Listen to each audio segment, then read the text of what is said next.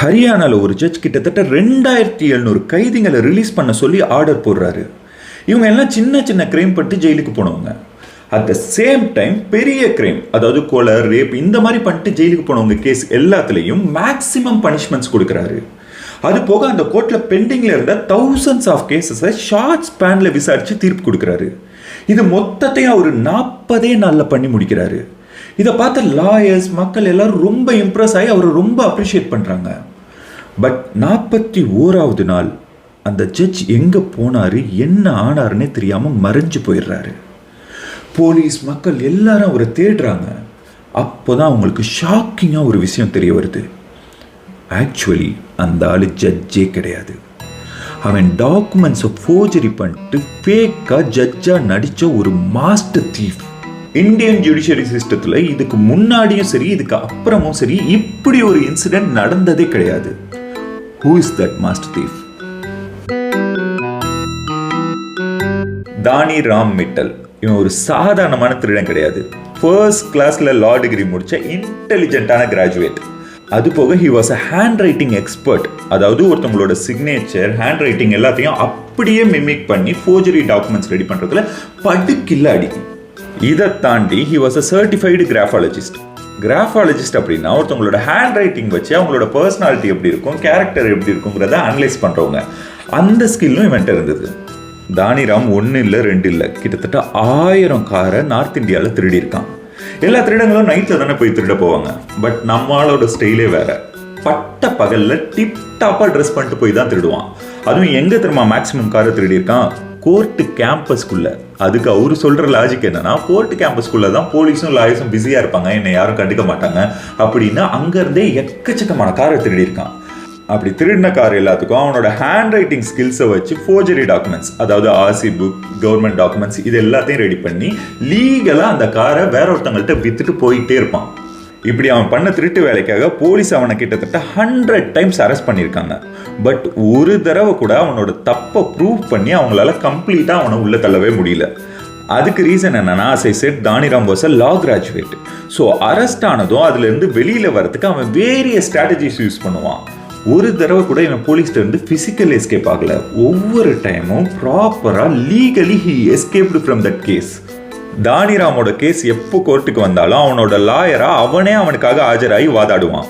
அவன் யூஸ் பண்ணுற first strategy என்னன்னா டெக்னிக்கல் லூப்ஹோல்ஸ். அதாவது போலீஸ் அவனை அரெஸ்ட் பண்ணுறப்போ போடுற எஃப்ஐஆரில் இருக்க கேப்பு, எவிடன்ஸில் இருக்க கேப்பு, அப்புறம் அந்த அரெஸ்ட் ப்ரொசீஜரில் இருக்க கேப் எல்லாத்தையும் ஆர்கியூ பண்ணி ஒரு பெரிய விஷயமாக்கிடுவான் கோர்ட்டில். ஸோ போலீஸ்க்கு அது பேக் ஃபயர் ஆகிட்டு இவனை ரிலீஸ் பண்ணிடுவாங்க. Second, forgery evidence. அதாவது போலீஸ் இவன் தப்பு பண்ணியிருக்காங்கிறதுக்காக ஒரு எவிடன்ஸை கோர்ட்டில் கொண்டு வந்து வச்சாங்கன்னா அதே போல் ஒரு டூப்ளிகேட் எவிடன்ஸை இவன் ஆல்ரெடி ரெடி பண்ணி வச்சுருப்பான். அந்த எவிடன்ஸ் படி இவன் தப்பு பண்ணலைன்னு இருக்கும். ஸோ கோர்ட்டில் இதை வைக்கிறப்போ இதை அவங்க அனலைஸ் பண்ணி டெசிஷன் எடுக்கிறதுக்கு ரொம்ப டைம் ஆகும். அது போக அவனோட மொத்த லா டிகிரி நாலேஜையும் கோர்ட்டில் இறக்குவான் தானிராம் மிட்டல். என்ன பண்ணுவான்னா, ஒவ்வொரு கேஸ்லையும் அவன் வாய்தா மேலே வாய்தா வாங்கி அந்த கேஸை இழுக்கடிச்சுக்கிட்டே போவான். ஸோ இழுக்கடிச்சுட்டே போகிறப்ப எவிடன்ஸு, விட்னஸ்ஸு எல்லாம் வீக் ஆகும். அந்த கேஸ் டைல்யூட் ஆகி ஒன்றும் இல்லாமல் போயிடும். இதை தாண்டி ஃபேக் ஐடென்டிட்டி, ஃபேக் டாக்குமெண்ட்ஸ்னு எக்கச்சக்க போலி டாக்குமெண்ட்ஸை கொண்டு வந்து கோர்ட்டில் சப்மிட் பண்ணுவான் தானிராம் மிட்டல். அது எல்லாத்தையும் கோர்ட்டும் போலீஸும் அனலைஸ் பண்ணி ஒரு டெசிஷன் எடுக்கிறதுக்குள்ளே அந்த கேஸ் ஒன்றுமே இல்லாமல் ஆயிரும். அவன் ஈஸியாக அந்த கேஸ்லேருந்து வெளியில் வந்துடுவான். இப்படி தானிராம் அவன் மேலே இருந்த வெவ்வேறு கேஸஸை வெவ்வேறு கோர்ட்டில் போய் ஃபேஸ் பண்ணிட்டு இருந்தான். அப்படி அவன் மேலே ஒரு கேஸ் ஜக்கர்ங்கிற ஊரில் இருந்த ஒரு கோர்ட்டில் நடந்துட்டு இருந்துச்சு. அந்த கோர்ட்டுக்கு போன தானிராமுக்கு விபரீதமான ஒரு ஆசை வந்துச்சு. நான் சொன்னேன் இல்லையா, அவன் ஒரு இன்டெலிஜென்ட் லா டிகிரி ஹோல்டர்னு. ஸோ அவன் என்ன நினச்சான்னா, நம்ம இந்த கோர்ட்டில் ஜட்ஜ் ஆனால் எப்படி இருக்கும்னு யோசிச்சான். ஸோ அவனோட ஹேண்ட் ரைட்டிங் ஸ்கில்ஸ் எல்லாத்தையும் யூஸ் பண்ணி ஹை கோர்ட்லேருந்து வர மாதிரி ஒரு பக்காவான லெட்டர் ரெடி பண்ணி அந்த கோர்ட்டில் இருந்த ஜட்ஜை 2 மாதம் கம்பல்சரி லீவில் போக சொல்லி ஒரு ஆர்டர் அனுப்புனான். ஸோ அந்த ஜட்ஜும் அந்த ஆர்டரை பார்த்துட்டு 2 மாதம் லீவில் போயிட்டாரு. அவர் போனதுக்கப்புறம் ஃபேக்காக ஒரு அப்பாயின்மெண்ட் ஆர்டரை எடுத்துக்கிட்டு இவன் அந்த கோர்ட்டுக்கு ஜட்ஜாக போய் உட்காந்தான்.